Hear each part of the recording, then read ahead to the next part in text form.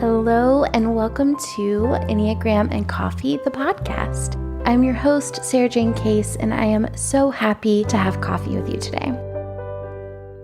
We are back talking subtypes today. In this particular episode, we are diving into the subtypes of Type 4. If you've been a friend of the podcast for a while, then you know I believe subtypes offer us way more distinction in the Enneagram types than any other element of the Enneagram. That's just my opinion, but I really do believe that's so. The work of Beatrice Chestnut is my personal favorite subtype work, so as I mentioned before in our intro episode, I will be heavily referencing her work in this series, and she knows that, and she's okay with it. I also wanted to let you know before we dive in that if you are looking for ad-free episodes, you can find those over at Patreon at patreon.com/EnneagramandCoffee. Every week we do a bonus episode, but you also get the regular podcast unedited and ad-free a week early. Now, let's dive into the subtypes of Type 4. I want to be clear that if you're still getting your bearings with what Type 4 is, then I'd encourage you to listen to my Type 4 breakdown episode first, and then come here for this one because you'll be missing a bit of crucial groundwork that adds much-needed context to this conversation. As a refresher, there are 3 subtypes of each Enneagram type: social, self-pres, or sexual, or one-to-one. We use sexual and one-to-one kind of interchangeably just because sexual can make people uncomfortable, I think. So we all have all 3 subtypes, but typically we have one that is dominant, one that is repressed, and one that is secondary. In all of our subtypes of 4, we're going to talk about their relationship to suffering related to envy. So first, I want to talk through the self-preservation Type 4. The title for this one that is given in Chestnut's book is tenacity. This is the countertype of 4. So, as a reminder, countertypes are one of the subtypes of each of the numbers. It's not always the same subtype, but one of them has kind of a push-pull with the relationship of the thing we're discussing. So for this example, there's a push-pull with suffering related to envy for this particular Type 4. That means that while they have the motivations of a Type 4, their actions may not resemble a typical Type 4, like what you expect a 4 to look like.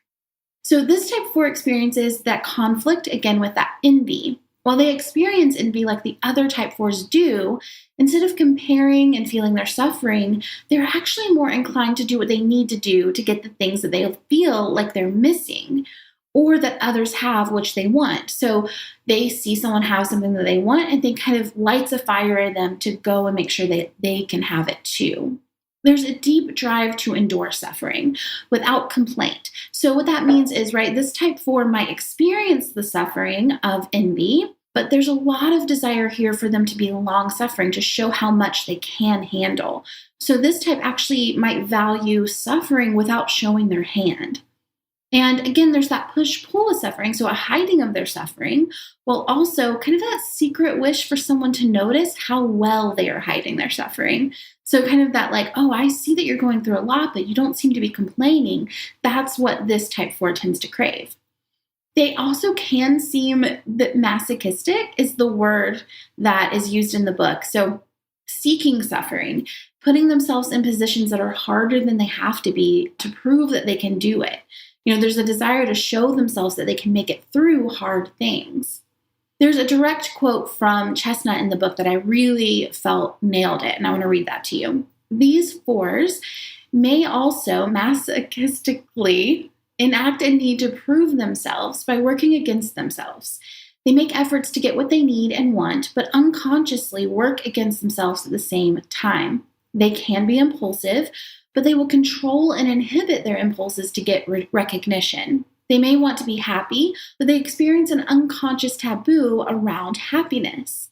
They spend a lot of energy on being afraid of what's happening instead of dealing with problems and making improvements. So they habitually postpone actions necessary to achieve what they want and then blame themselves for doing so. They wear themselves out seeking and striving in ways and places where they know they'll fail, which ensures the perpetuation of a cycle of effort and devaluation. They may be ambitious, but they deny and work against their own ambitions, right? So there's a lot of this tension here, a lot of push-pull. So this type can look like a 1 or a 3. Although they have more up and down emotions than a typical 1, even if they go unexpressed, and they tend to self-sabotage their goals, unlike a typical 3 who tends to really achieve what they're going for. They can also look like like 7s, maybe a more sunshiny 4. Although they have more access to their full range of emotions than a typical 7, and they are action repressed, while the 7 is going to be quick to take action. Okay, so the next subtype we're going to discuss is the social 4. The title for this one is shame. This subtype of 4 has a desire to be seen in their suffering. This is the type most comfortable with being seen as someone who's suffering, right? There's a hope that if the suffering is understood, then their deficiencies or their failures will be much more easily forgiven. Like, I'm going through a hard time, give me a break kind of deal.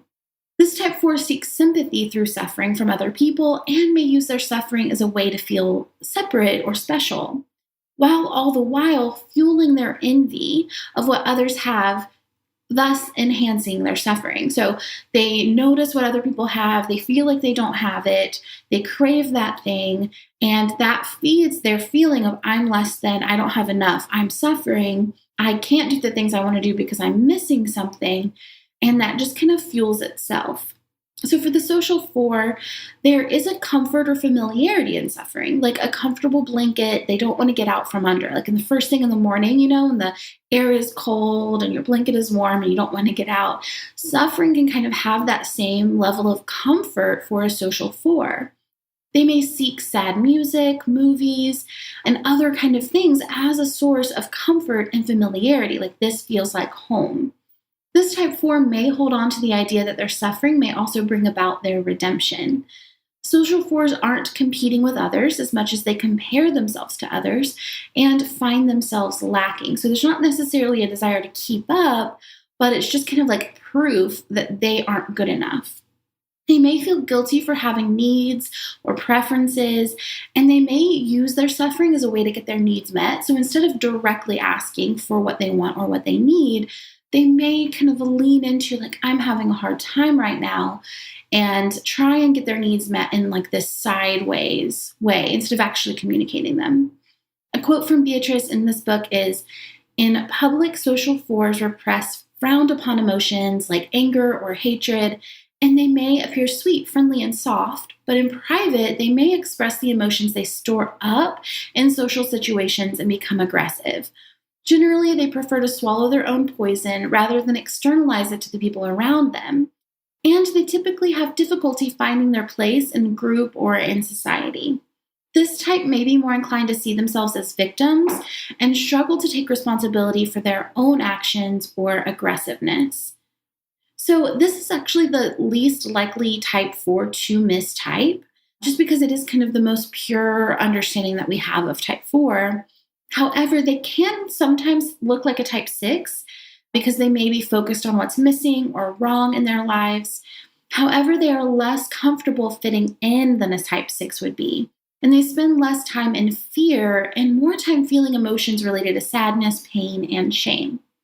Okay, our last subtype of type 4 is the sexual 4. The word here for this one is competition. They may not feel consciously envious as much as they focus on beating their competition. So we're talking, right, about all of their relationships to suffering related to their envy. So they crave something that someone else has, and then they create their suffering out of that. Now, this type 4, they don't just directly think like I'm just envious of people. Instead, they really get competitive and think about like I need to win, I need to be on top. This type is less focused on being liked and more focused on being the best.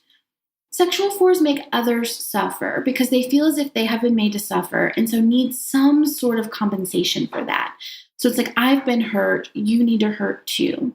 This type has an extreme demand that their needs be validated and met. They rebel against any shame connected to their desires, and they focus a lot on getting their needs and getting what they want and getting it now.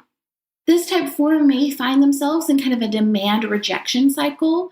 So it's like they demand what they need, they feel rejected because people feel overwhelmed by it, and they lash out, which causes actual rejection, which can make the demand louder, right? Like I want what I want, There's a chance you're not going to give that to me. That makes me angry. And then someone's like, whoa, whoa, whoa, your anger is too much for me. And then instead of, and then it feeds itself, right? It just kind of keeps going like that. Like, no, I need you to hear me. I need to get my needs met. And then people pull away. So a quote from Beatrice from the book is, Naranjo says that this 4 subtype can be the angriest personality among the Enneagram types. They may express envious anger as a way to establish or assert power when they feel inferior at a deeper level, which can be a way to manipulate situations to their advantage. This kind of anger was the impulse behind the French Revolution. I envy the rich, so I'll organize a revolution. And sexual fours can be very impulsive. They want things immediately and have little tolerance for frustration. Now, this type is most likely to be confused with type 8s or potentially with sexual 2s. They differ from 8s in the wider emotions they regularly feel. Naranjo points out that 8s don't often need to get angry, whereas this 4 frequently feels misunderstood or envious, so they may show anger much more often. And they differ from the sexual 2 because they're less oriented toward pleasing other people. While they may be like very romantic and charming and direct, like a sexual 2 might be, they are less oriented toward making other people happy. Okay, so those are our 3 subtypes of 4. If you are a Patreon member and you are type 4, let me know what your subtype is in the comments of our feed. And if you have a few moments and you're listening to the podcast and you're enjoying what you hear, just leave a little rating and review in iTunes. It does mean so much to podcasters to have positive reviews on the feed. It's how we get the podcast to new, amazing listeners like you. As always, I will see you in the next episode.